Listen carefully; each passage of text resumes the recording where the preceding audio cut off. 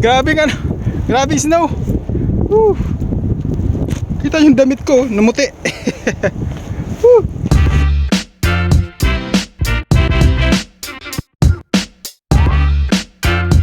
Oh my God, anong nangyari? Woo. Grabe. Hiraw. Grabe nga, grabe snow. Woo. Kita yung damit ko, numuti.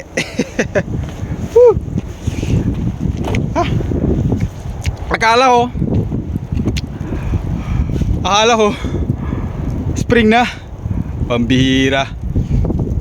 Biglang biglang nag-winter uli. Bumuhos yung snow. Ay nako. Lakas lakas ng hangin. Pambihira.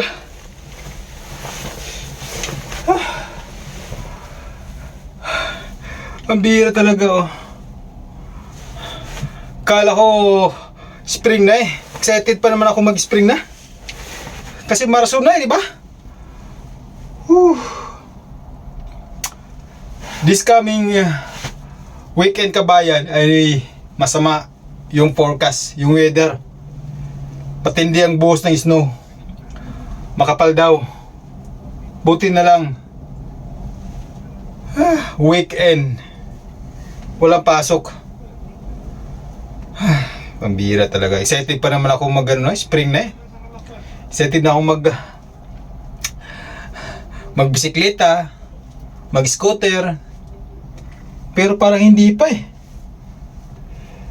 Ito yung pinaka-worst sabihin na natin weirdest na month of the year or month of the winter kabayan, itong Marso.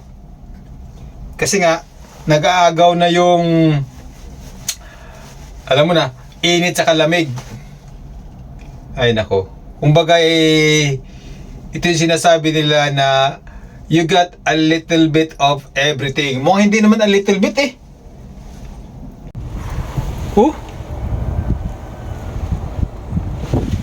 Tignan nyo yan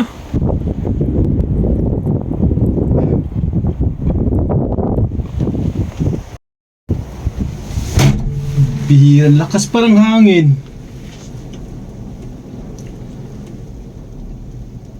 Ayan, malaking tulong ng kabayan pag may ganito.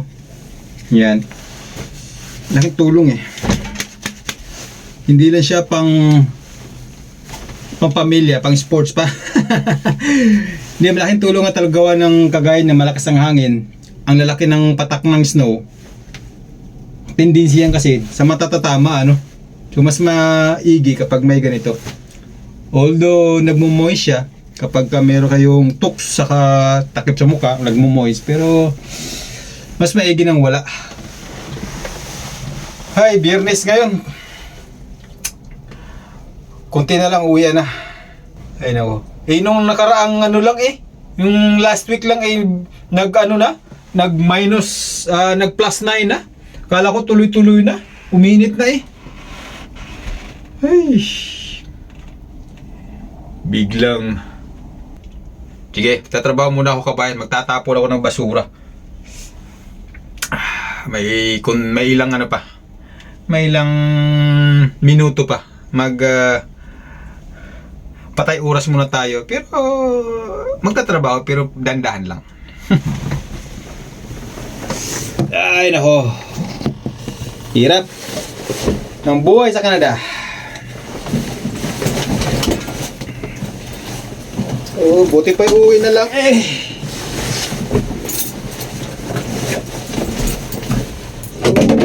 Wala, nagkalaglaga na lahat. Hira. Itong forklift na to, ganda lang. Yung control niya electronic. Yan, medyo sensitive. Kunting mo lang galaw ng joystick. So sumusunod ka agad.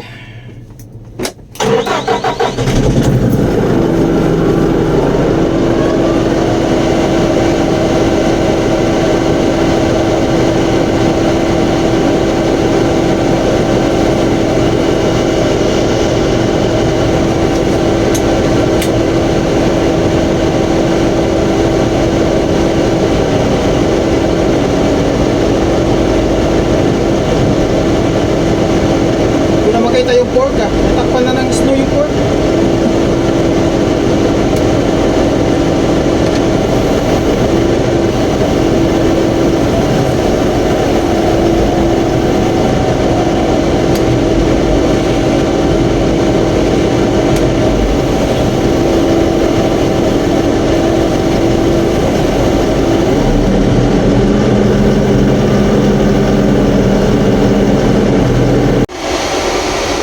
Kaya yung pinto ng warehouse control by remote. Ito yung remote nyo. Pipindutin mo lang yan. Ayan o. Nagbukas na o. Di ba? Nagbukas na siya. Grabe. Nagmoist na yung bintana. Ganong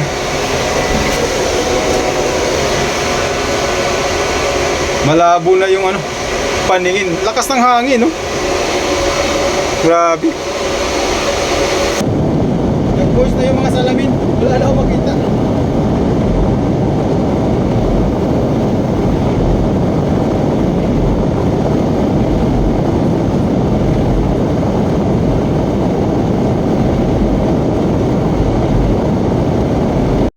Days later.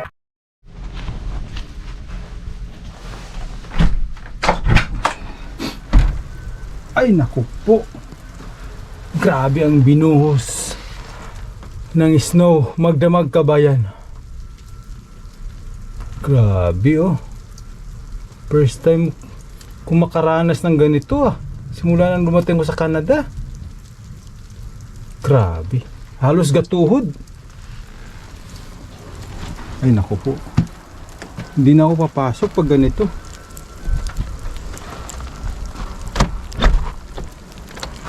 Kita nyo naman no. Driveway yan namin eh. Buti gumising na maaga yung kasama ko. Nagpala siya dito para may madaanan na tao. Grabe oh. Yan, sukatin natin kung gaano kalalim ha. Yan o.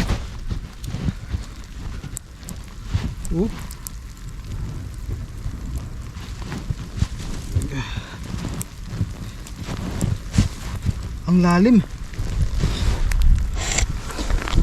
Halos gatuhod. Meron kasi yung snowstorm dito sa Kabayan. Nagsimula to nung Biyernes pa eh.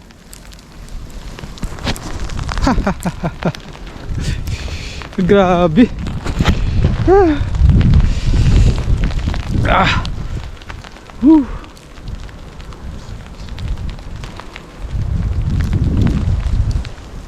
Grabe talaga oh.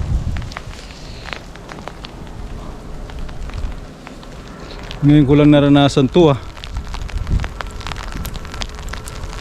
Grabe snow.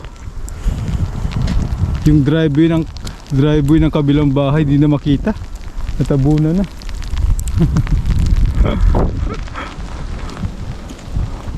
Tuloy-tuloy pa rin yung buhos ng snow. Ay nako. Wala na, hindi na ako papasok nito.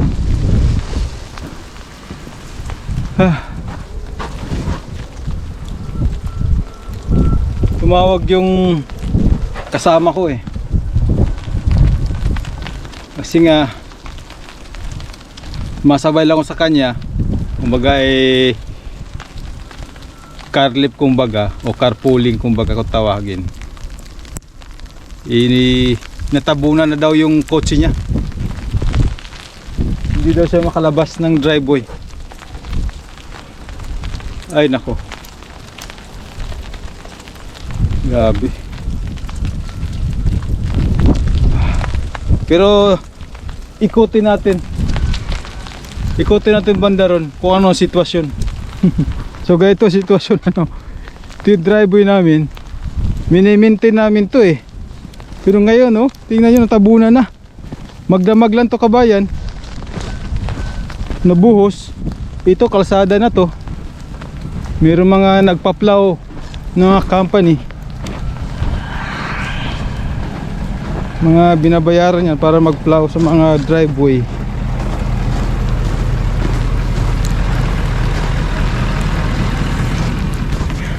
So itong dinadaanan ko, kalsada na to. Yung pavement ay wala ka na makita. Yan yung pavement to.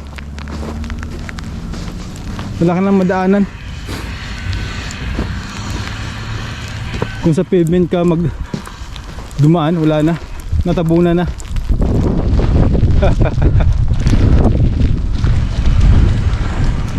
Grabe. Tignan mo yung kotse oh, hindi nakapasok sa garahe. Dito na sa kalsada inabutan.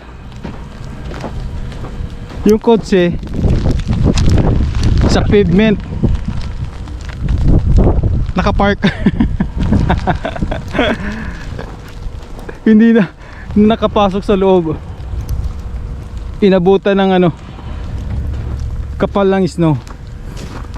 Oh, hirap niyan, hindi na mahagalaw.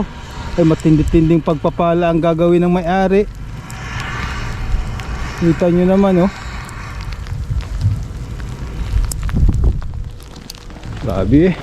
Ngayon lang ako nakaranas ng ganito ah.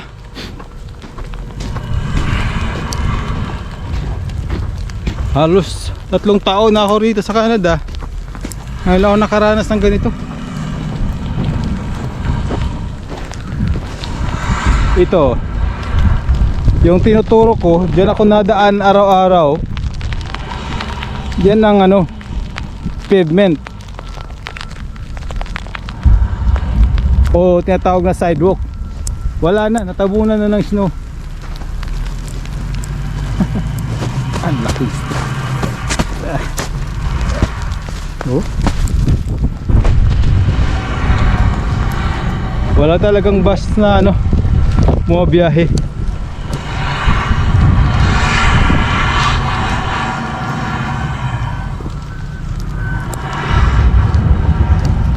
Ay grabe. Malapit lang naman dito yung bus stop eh. Walking distance lang. Yan ang bintahe dito sa lugar namin ano. Pero dahil sa sitwasyon ngayon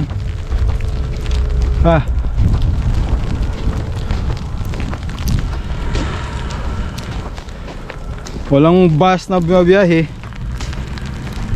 Yung kasama ko di makalabas sa kanyang garage. So wala.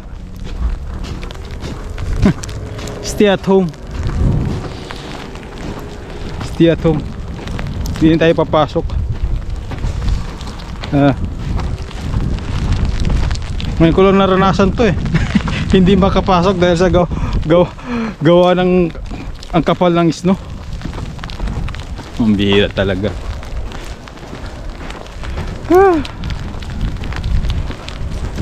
Kita nyo naman, tuloy-tuloy pa rin yung buhos ng snow. Medyo masakit sa mukha. Medyo masakit sa mukha. Ibang klase.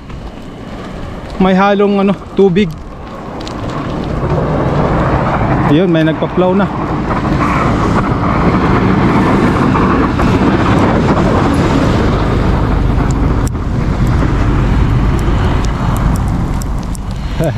Saka saan yung nakaparada dyan? Joke lang. Kita nyo naman oh, yan ang disadvantage kapag nadaan yung plow machine.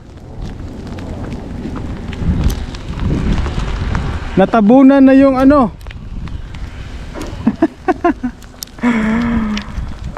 Magpapala na naman ako nito. Wala na akong madaanan. Natabunan na.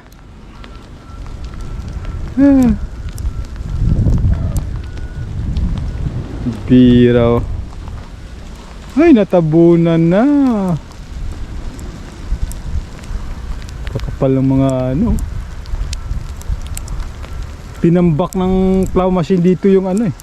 Yung problema ano sa mga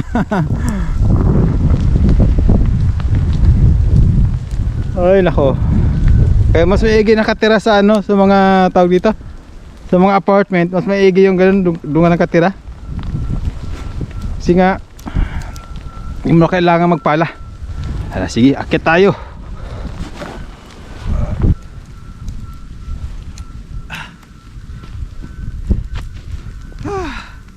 Grabe, ang parusa. Grabe ang parusa.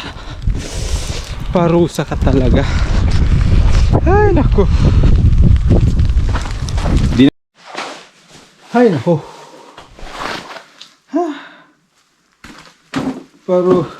Parusa talaga. Nako po. Kita nyo naman yung ano ko, suot ko. Ay, nako.